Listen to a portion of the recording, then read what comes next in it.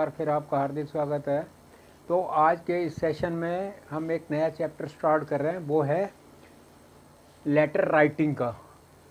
Letter writing is an art. Letter writing जो है, पत्र लिखना एक कला है, which is essential for day to day communication purposes, जो कि day to day communication purposes के लिए ज़रूरी है। अब हमें समझना है कि कितने तरह के लेटर होते हैं। Kinds of letter. लेटर दो तरह के होते हैं। Number 1, formal letter. Formal letter जिसमें कुछ फॉर्मेलिटीज़ होती हैं। उसमें कौन कौन सी चीज़ें आती हैं? Application, business letter and official letter falls in this category. इस कैटेगरी के अंदर जितने बिजनेस लेटर हैं, एप्लीकेशंस हैं और ऑफिशियल लेटर्स हैं, वो सब फॉर्मल लेटर की कैटेगरी में आते हैं।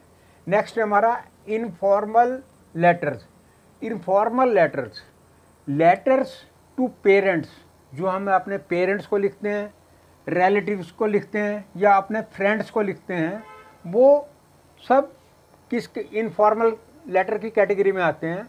It is also known as personal letter. इनको पर्सनल लेटर के नाम से भी जाना जाता है।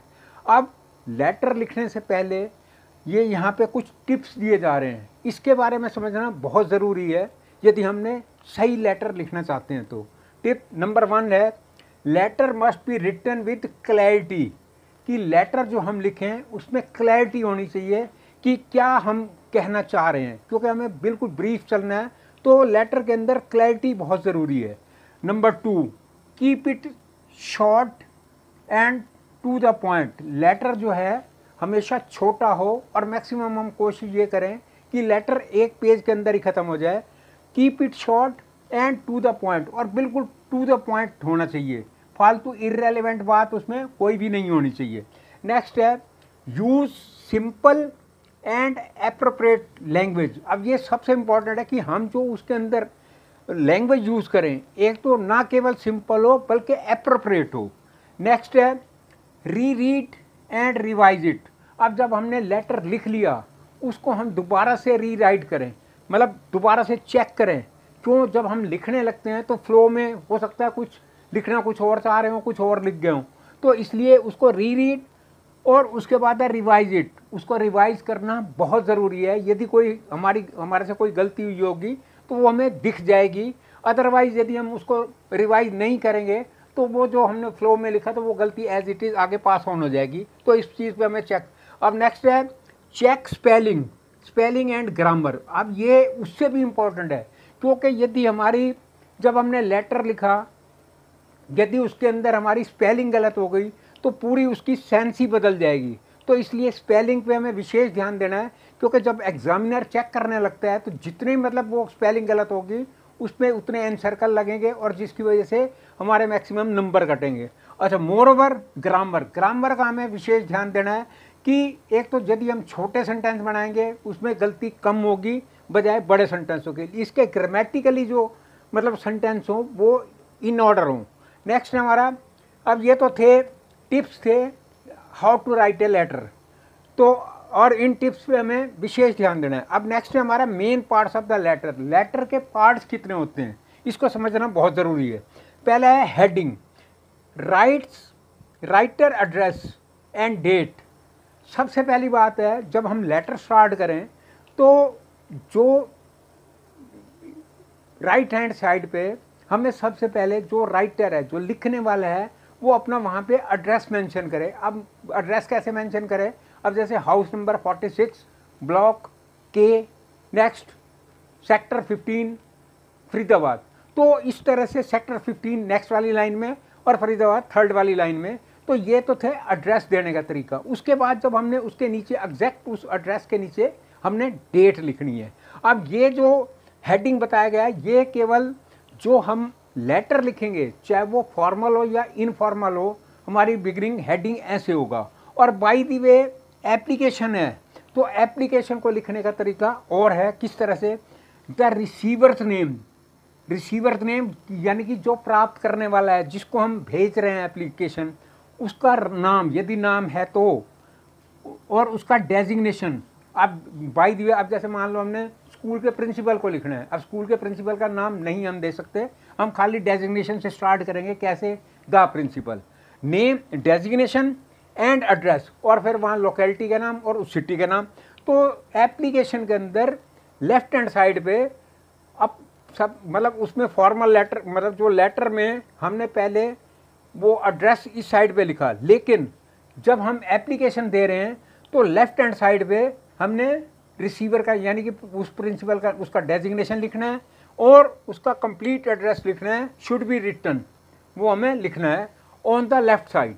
नेक्स्ट है, इससे पहले कि सैल्यूटेशन पे हम आए, इसके बाद है सबसे नेक्स्ट मतलब इम्पॉर्टेंट है सब्जेक्ट, क्योंकि यदि हमने सब्जेक्ट दे दिया तो सारी जो जिसके पास वो लेटर रिसीव हो रहा है वो कड़क समझ जाएगा कि हम क्या कहना चाह रहे हैं। क्योंकि यदि वो सब्जेक्ट नहीं हम लिखेंगे तो जो रिसीवर है उसको इन डिटेल में जाना पड़ेगा कि एप्लीकेंट क्या चीज़ कह रहा है। तो इसलिए सब्जेक्ट की बड़ी इंपॉर्टेंस है। तो जब हम ये कर लें सेकंड वाला पॉइंट, तो फिर हमने उसके बाद सब्जेक्ट लिखना है। नेक्स्ट है हमारा सैल्यूटेशन। अब ये सब्जेक्ट जो है केवल जो फॉर्मल लेटर हैं उन्हीं में आता है, इनफॉर्मल में कभी सब्जेक्ट नहीं आएगा। क्योंकि इनफॉर्मल सब्जेक्ट में तो हम जो रिसीवर है उसको इमीडिएटली मतलब पॉइंट आउट करना चाह रहे हैं कि हम क्या चीज़ चाह रहे हैं, और जहाँ पे इनफॉर्मल में तो कोई ऐसी बात ही नहीं है, तो इसमें इनफॉर्मल में कभी भी सब्जेक्ट नहीं आता है। अब नेक्स्ट है हमारा सैल्यूटेशन। अब सैल्यूटेशन जो है ये डिपेंड करता है कि जो रिसीवर है वो कौन है। यदि हम फॉर्मल लेटर लिख रहे हैं उसका कुछ और सैल्यूटेशन है, डियर सर, सर, वो हम एक एक करके डिस्कस करेंगे। तो और यदि हम अपने इनफॉर्मल लेटर है अपने नियर एंड डियर को लिख रहे हैं तो उसका सैल्यूटेशन का तरीका अलग है। इस चीज़ को हम इन डिटेल में आगे चल के समझेंगे। नेक्स्ट है हमारा बॉडी ऑफ द लेटर। अब ये सबसे बड़ा इंपॉर्टेंट है कि बॉडी ऑफ द लेटर, जो चीज़ हम कहना चाह रहे हैं वो क्या है, सब्जेक्ट क्या है, तो वो हमारा बॉडी ऑफ द लेटर है। और उसके बाद है कंक्लूजन। अब जब ये सारी चीज़ें आ गई, कंक्लूजन मीन निचोड़ क्या है, हम क्या चीज़ चाह रहे हैं। लेटर चाहे वो फॉर्मल है तो एंड में हमें कंक्लूजन निकाल के देना है। और उससे बाद है सिग्नेचर। अब सिग्नेचर से पहले हमें क्या करना है कि जब हमने लेटर को बिगिनिंग स्टार्ट की इस साइड से, जैसे अब हमने एप्लीकेशन में लेफ्ट साइड पे हमने जो रिसीवर है उसका डेजिग्नेशन लिखा और उसके बाद एड्रेस लिखा, तो उसके बाद जब हम इधर इस राइट हैंड साइड पे हम जब वो करेंगे तो हम यूअर्स फेथफुली या सिंसियरली, अब ये यहाँ आगे चल के हम डिस्कस करेंगे फेथफुली कहाँ पे आएगा, सिंसियरली कहाँ पे आएगा, ट्रूली कहाँ पे आएगा, वो वन बाय वन। और यदि हम इनफॉर्मल लेटर है तो अफेक्शनेटली कहाँ पे आएगा। तो ये सारी चीज़ें ये बड़ी इंपॉर्टेंट हैं, इनको हमने ध्यान से समझना है। अभी जब हम ये स्टार्ट करेंगे फॉर्मल लेटर को लिखना तो उसमें इन डिटेल हम यहाँ पे डिस्कस करेंगे। उसके बाद जब हमने वो लिख दिया तो उसके बाद फिर हम करेंगे सिग्नेचर। अब सिग्नेचर जो है उसमें ये नहीं पता चलता कौन है, उसमें नाम का पूरा पता नहीं चलता है सिग्नेचर में, क्योंकि हर एक आदमी शॉर्टकट में उसके वो स्पेसिमेन सिग्नेचर होते हैं। तो इसलिए जब भी हम सिग्नेचर करें उसके नीचे एग्जैक्टली ब्रैकेट में कंप्लीट मतलब उसमें कैपिटल वर्ड्स में अपना पूरा नाम लिखें, ताकि जिसके पास वो लेटर जा रहा है वो समझ जाए कि ये भेजने वाला कौन है। यदि हमने खाली साइन करके छोड़ दिया तो वो इनकम्प्लीट है। तो अब क्योंकि अभी बात हुई थी फॉर्मल लेटर की, अब फॉर्मल लेटर के अंदर जो है जितने ऑफिशियल लेटर हैं, जितने बिजनेस लेटर हैं और सबसे ज़्यादा जो एप्लीकेशंस हैं वो आती हैं। अब एप्लीकेशन सबसे पहले हमें ये समझना ज़रूरी है कि एप्लीकेशन और लेटर में क्या फ़र्क है। एप्लीकेशन जो होगी वो हमेशा रिक्वेस्ट होगी। आप देखिए हम स्कूल में कहीं पे भी यदि हमारी कोई रिक्वेस्ट होगी वो एप्लीकेशन की कैटेगरी में आएगी। तो क्योंकि जब कोई भी इंसान स्कूल जाता है, कोई बच्चा जब स्कूल जाता है तो सबसे पहले उसको इनिशियल लेवल पे एप्लीकेशन ही सिखाई जाती है। पहले छुट्टी की, फिर फीस माफ़ी की, फिर कोई फ़ाइन लग गया उसकी, तो इस तरह से सबसे पहले उसको एप्लीकेशन जो है सिखाया जाता है कि कैसे लिखी जाती है। एप्लीकेशन के बाद फिर उसको सिखाया जाता है कि लेटर को किस तरह से लिखना है, अपने सगे संबंधियों को, अपने फ्रेंड्स को या अपने सर्कल में लेटर। और उसके बाद फिर सिखाया जाता है कि ये बिजनेस लेटर, ऑफिशियल लेटर, कोई चीज़ कोई बुक्स मंगानी है बीपीपी के थ्रू तो किस तरह से, तो मतलब इनिशियल जो है ग्रास रूट लेवल वो एप्लीकेशन ही है। यदि एक बारी हमें एप्लीकेशन का फॉर्मेट समझ में आ गया तो आगे पहुंचना कोई दिक्कत नहीं है, क्योंकि जैसे एक बच्चा चलना सीख गया तो फिर भागने में कोई दिक्कत नहीं है। तो यहाँ जो आज हम एप्लीकेशन से स्टार्ट कर रहे हैं वो बिल्कुल इनिशियल लेवल से हैं, जो कि एक लेमैन भी उसको अच्छी तरह से समझ सकता है यदि वो ध्यान से देखे तो।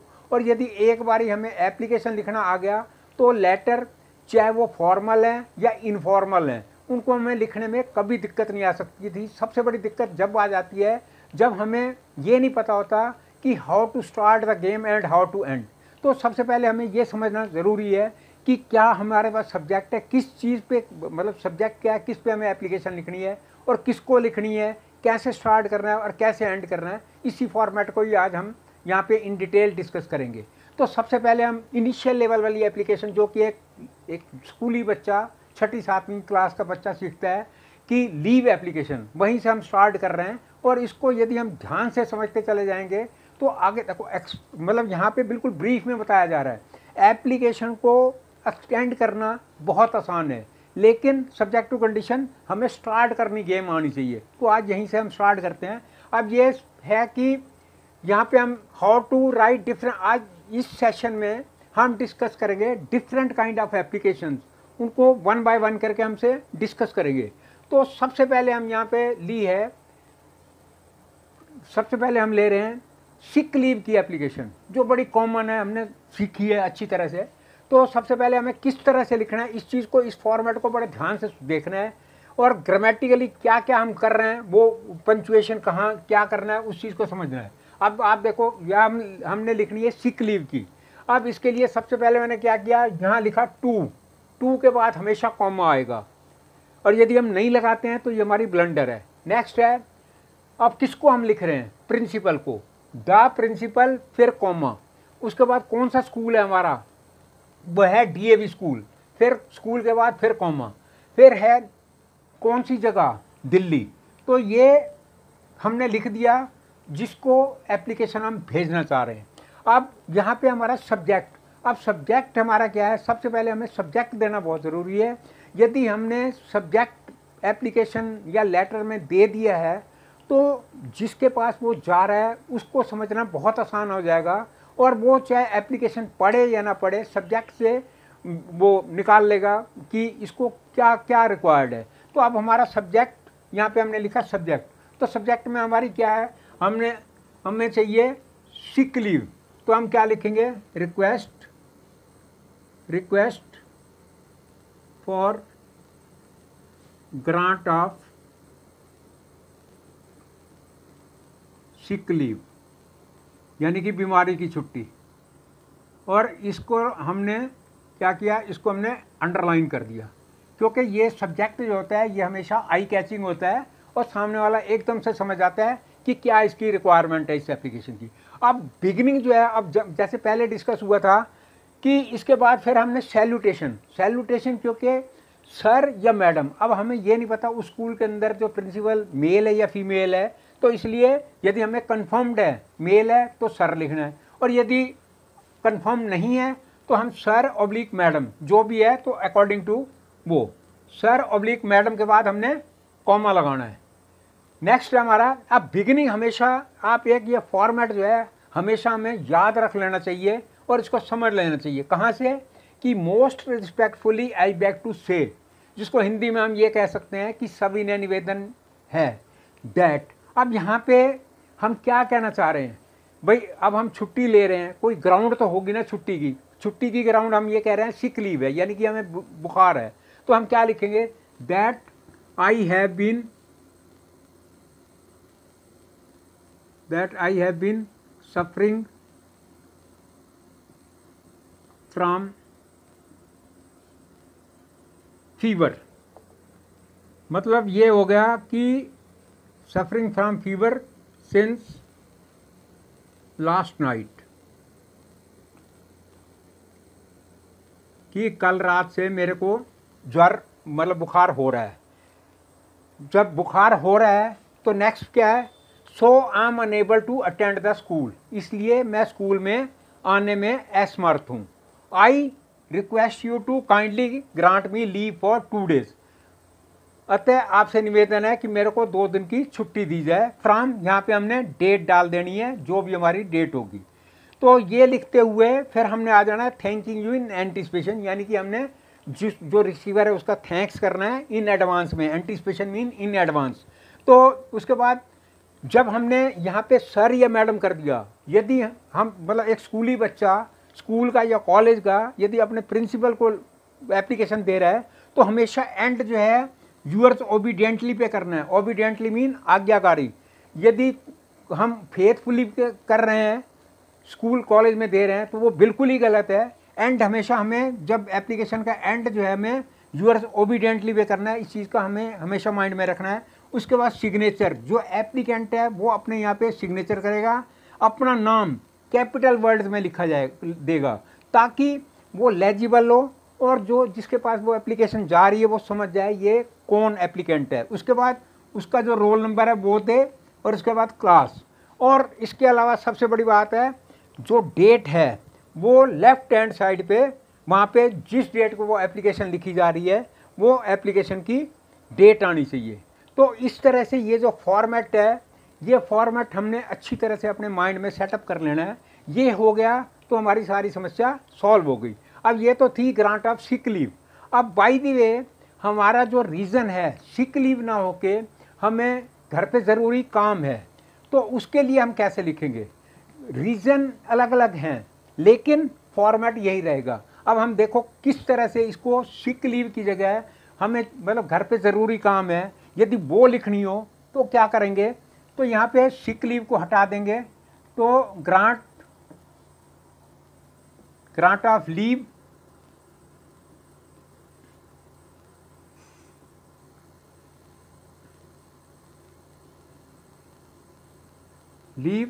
ड्यू टू एन अर्जेंट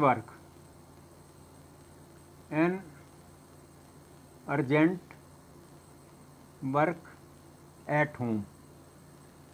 अब मान लो ये क्या है हमारा, भाई घर पे ज़रूरी काम है इसलिए हमें छुट्टी चाहिए, तो उसके लिए हम क्या लिखेंगे? तो यहाँ तो हमने लिखा था आई हैव बीन सफरिंग, तो अब यहाँ पे इसको हटा के that I have an urgent piece, that I have an urgent piece of work at home,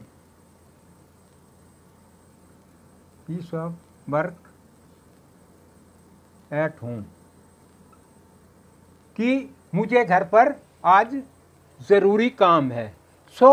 बाकी वही का वही रहने देते हैं, वही का वही आ जाएगा। I am unable to attend the school, I request you to kindly grant me leave for 2 days, 1 day या ओनली फॉर 2 day, जो भी है। एंड वो थैंकिंग यू इन एंटिसिपेशन और यूअर्स ओबीडियंटली, बाकी डिट्टो वही का वही आ जाएगा। तो अब आपने समझ लिया होगा कि किस तरह से हमने एक मतलब सब्जेक्ट को चेंज कर दिया, क्योंकि बाकी सारा फॉर्मेट वही है, खाली हमने जो रीज़न था ग्रांट ऑफ लीव का उसको हमने यहाँ पे चेंज किया है। तो अब इसी को कंटिन्यूटी में करते हुए एक और एप्लीकेशन हम बनाते हैं कि हमें बाय द वे अपनी एल्डर सिस्टर की मैरिज है, उसके लिए छुट्टी चाहिए।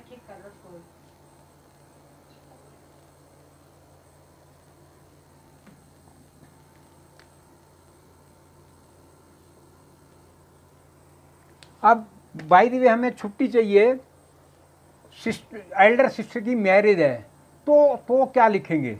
तो इसके लिए हमें मतलब रीज़न डिफरेंट है, मतलब रिक्वायरमेंट एक ही है, वो है छुट्टी की। अभी हमने सीखा सिक लीव के लिए कैसे लिखेंगे और यदि अर्जेंट वर्क है तो कैसे लिखेंगे। अब बाय द वे सिस्टर की मैरिज है तो उसमें हम क्या लिखेंगे?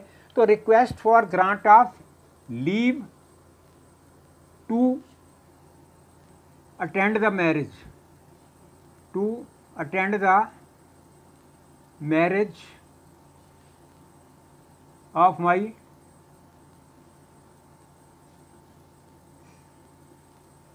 Of my elder sister. अब ये हमारा सब्जेक्ट है कि request for grant of leave to attend the marriage of my elder sister. तो इसमें हमने क्या लिखना है, वही का वही, I beg to say that the marriage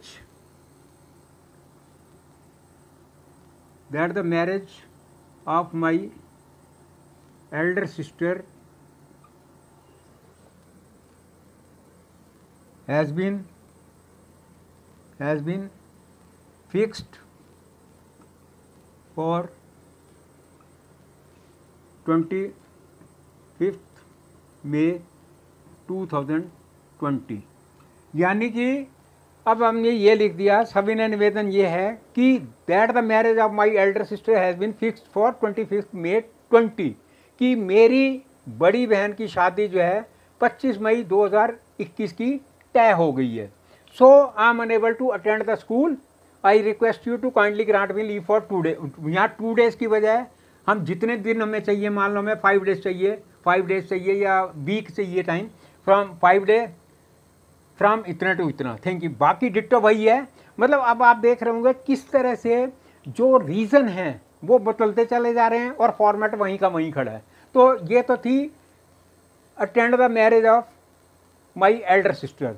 अब हम देखते हैं कि फ्रीक्वेंटली बच्चों के लिए दिक्कत आती है कि वो स्कूल से टीसी लेना होता है, ट्रांसफ़र सर्टिफिकेट। जैसे मान लो उसके जो पेरेंट्स हैं, फादर हैं, उनकी कहीं ट्रांसफ़र हो गई और स्कूल से वो कहते हैं भाई टीसी चाहिए। अब वो प्रिंसिपल कहता है एप्लीकेशन लिख के लाओ, तो उनको बड़ी दिक्कत आती है। तो उसमें हमने क्या करना है, यदि मान लो हमें टीसी के लिए एप्लीकेशन देनी हो तो हम क्या लिखेंगे, तो यहाँ पे हम लिख देंगे रिक्वेस्ट फॉर। अब यहाँ पे रिक्वेस्ट फॉर ग्रांट की जगह हम कर देंगे रिक्वेस्ट फॉर, अब हमें क्या चाहिए, TC, request for issuance of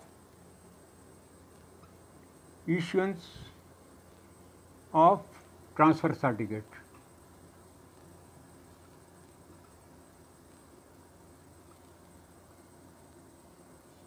ये ट्रांसफ़र सर्टिफिकेट उस केस में रिक्वायर्ड होता है जब या तो पेरेंट्स की ट्रांसफ़र हो जाए या फिर वो किसी वजह से वो शहर छोड़ के चले जाएं, और जाके, क्योंकि अब जब शहर छोड़ दिया तो वो बच्चे के लिए पॉसिबल नहीं है कि वो वहाँ पे रहे, तो इसलिए फिर वो टीसी स्कूल इशू करता है ट्रांसफ़र सर्टिफिकेट, जिसकी वजह से जिस शहर में वो गए हैं वहाँ पे उस टीसी के बेसिस पे उसको वहाँ पे एडमिशन मिल जाता है। तो अब इसके लिए किस तरह से हमने एप्लीकेशन लिखनी है, इस चीज़ को हमने समझना है।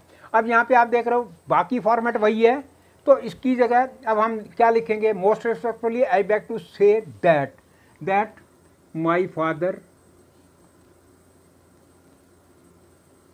Has been transferred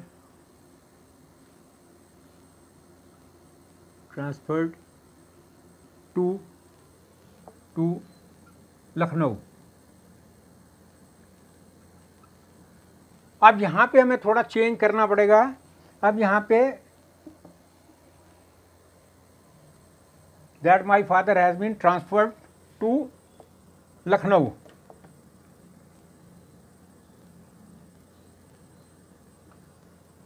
I therefore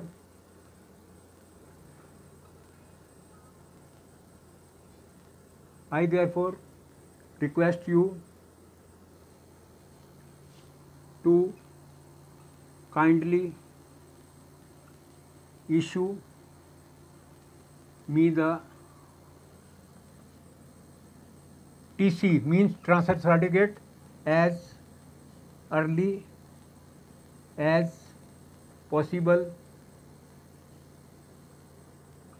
so that I may get admission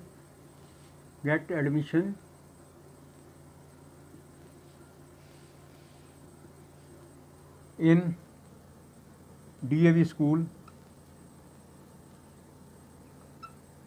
Lucknow. तो इस तरह से इसमें थोड़ा चेंज आया है, क्योंकि यहाँ पे ये जो सब्जेक्ट था ये बिल्कुल डिफर था। तो इसलिए बाकी बिगनिंग इसकी वही है, फॉर्मेट यही रहेगा। तो यहाँ पे हमने कर दिया that my father has been transferred to Lucknow, I therefore request you to kindly issue me the TC as early as possible, जितना जल्दी हो सके मेरे को वो टीसी दे दिया जाए, so that I may get admission in DAV school Lucknow. बाकी thanking you in anticipation.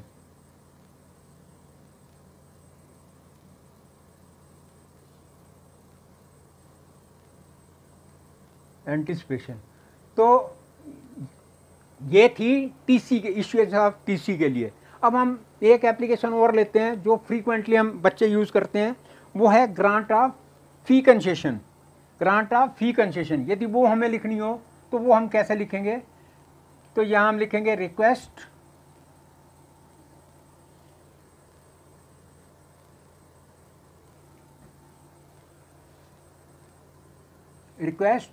For grant of full fee concession. अब इसकी बिगनिंग भी एज इट इज करनी है, sir oblique madam comma most respectfully I beg to say that. अब हमें क्या कहना है? दैट कैसे स्टार्ट करेंगे? That I belong to a poor family, means कि मैं एक गरीब परिवार से संबंध रखता हूँ। माई फादर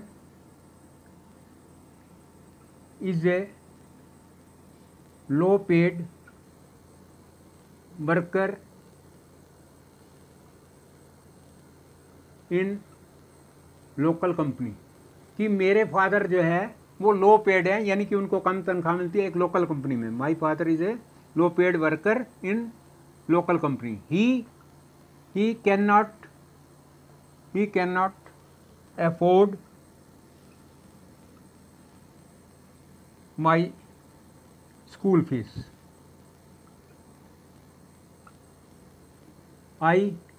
अब यहाँ पे क्योंकि यह रीज़न बता दिया कि फीस मैं क्यों नहीं दे सकता हूँ, तो अब क्योंकि हमारा कंक्लूडिंग पैरा क्या होगा? I therefore request you to kindly grant me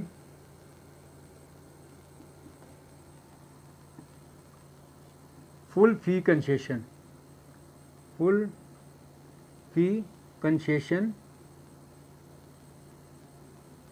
so that I may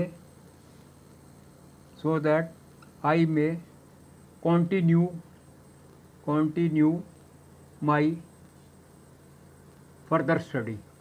मतलब कि इसलिए मैं आपसे निवेदन करता हूँ कि मेरी फुल फीस माफ़ कर दी जाए ताकि मैं अपनी पढ़ाई जो है वो जारी रख सकूं। और एंड में वही थैंकिंग यू